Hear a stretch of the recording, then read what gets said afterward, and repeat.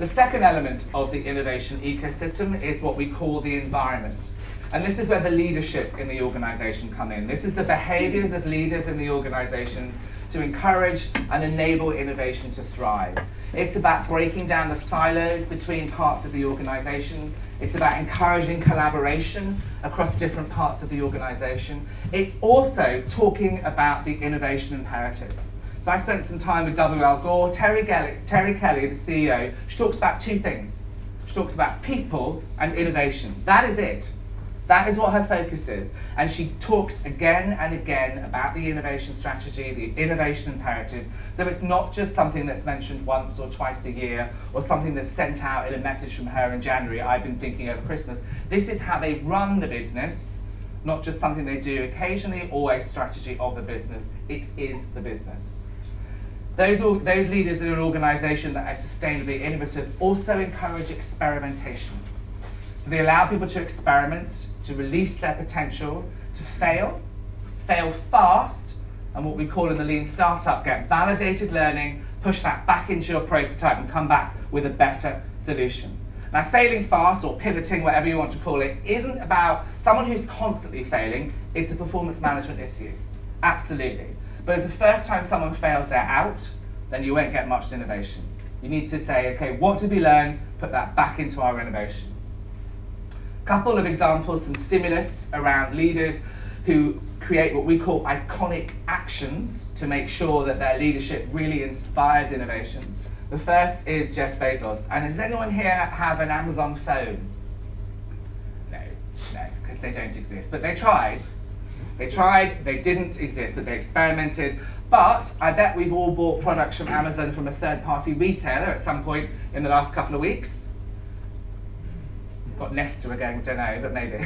So I imagine some of you. They only got successful there on their third attempt. So each time they took the validated learning, they pushed it back into the prototype, they went out with insights based on their customers' needs and what their users were telling them, what they took their big bets and their hunches as well, push it out. First time didn't work, second time didn't work, third time did work, and now obviously richest man on earth and fastest growing business on the planet. But he says actually failures are an intrinsic part of how the business will continue to grow. I love this quote. He says at Amazon, we have to grow the size of our failures as the size of our company grows. We have to make bigger and bigger failures. Otherwise, none of our failures will be needle movers.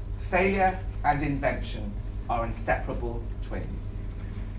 And he goes on to talk in this interview about how he was watching a child who had one of those cognitive toys. There was a star, and there was a square, and there was a circle. And the toddler was trying to put the right shape in the right part of the block.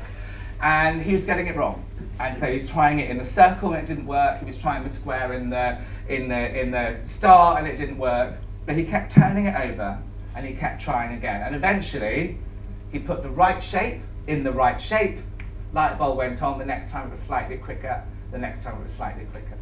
And Jeff Bezos says, I want Amazon to be a bit like that. I want us to keep trying. I want us to keep experimenting, because that toddler was learning as he went and got it right and got quicker and fixed the problem. And he also said that that toddler wasn't afraid of someone watching them. And if I can get it in an organization where someone isn't embarrassed when someone's watching them fail, we know that we'll be able to move the needle on our failures. Now, in terms of leadership behaviors, I love the example of what Zipcar did.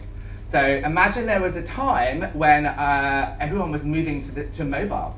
Imagine when having a mobile strategy was new and you were worried because all of your whole business was done on laptops or on desktops. Well, that's the situation that Zipcar found themselves in.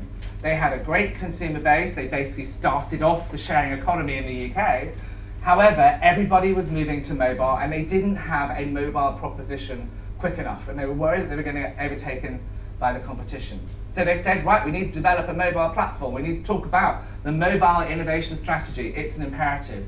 But they knew their business was so ingrained in what they were doing around desktop and laptop that they needed to do something really massive to get that message through, an iconic action from the leadership.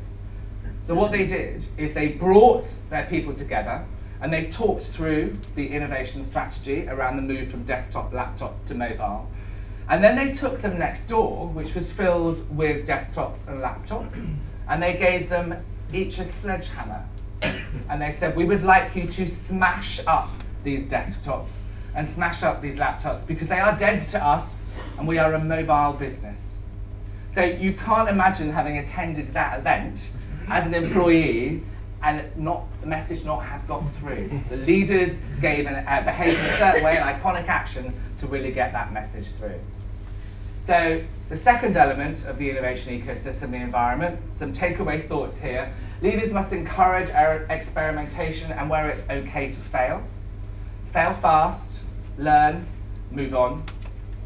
They should enable employees to connect across silos, cross-functional teams. Whenever we work on an innovation project, we always try and get our working party to be cross-functional teams, different tenures, so we get new eyes and fresh thoughts on the business. And also, it must be central to that leader's message. They must, like Terry Kelly, talk about innovation continuously. It is the way they do business, not a way of the business operating.